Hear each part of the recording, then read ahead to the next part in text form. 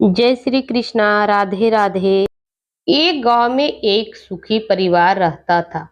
उस परिवार में तीन भाई और एक बहन थी। उसके माँ बाप उससे चारों से बेहद प्यार करते थे, मगर बीच वाले बेटे से थोड़ा परेशान थी।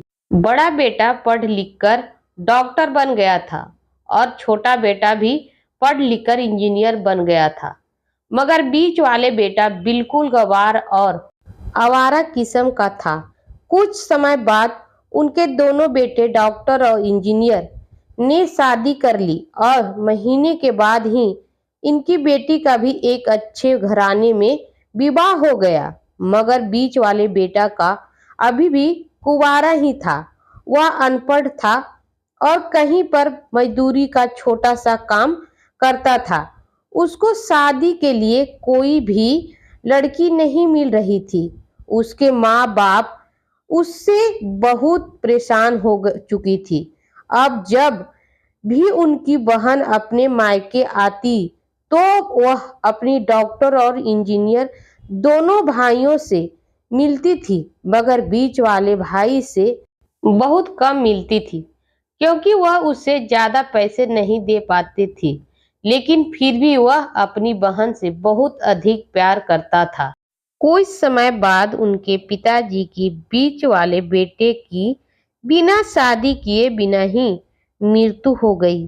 उसकी माँ ने सोचा कहीं कब किसी के मुंह से बंटवारे की बात निकले, इसलिए अपने ही गांव में एक सीधी सादी लड़की से मंझले बेटे की शादी करवा दी।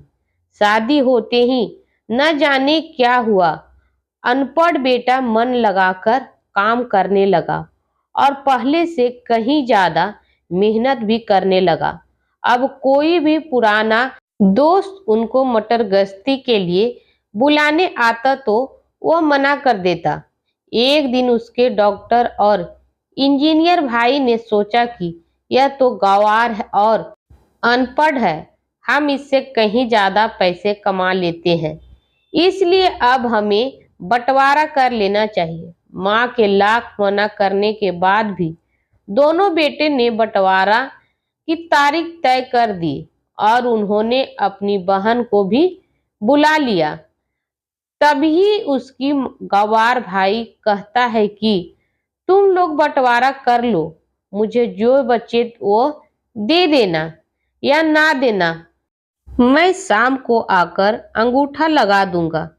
तभी उसकी बहन कहती है, अरे बेवकूफ, तू तो हमेशा बेवकूफ ही रहेगा। जमीन का हिस्सा तो आमने सामने बैठकर होता है। और उसकी माँ भी उसे काम पर जाने से रोकती है।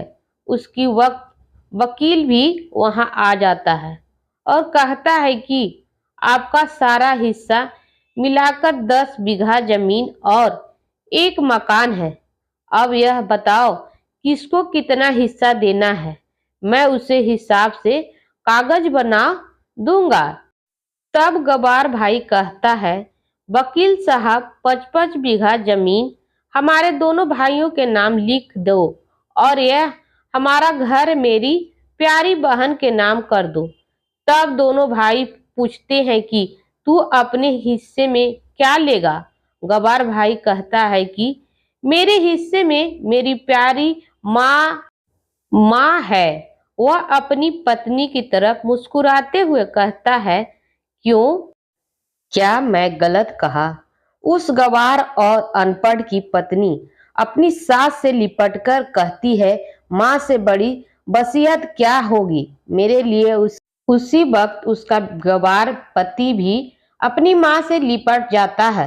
गवार बेटे और बहू के प्यार में जमीन जायदाद के बंटवारे को एक सन्नाटे में बदल दिया।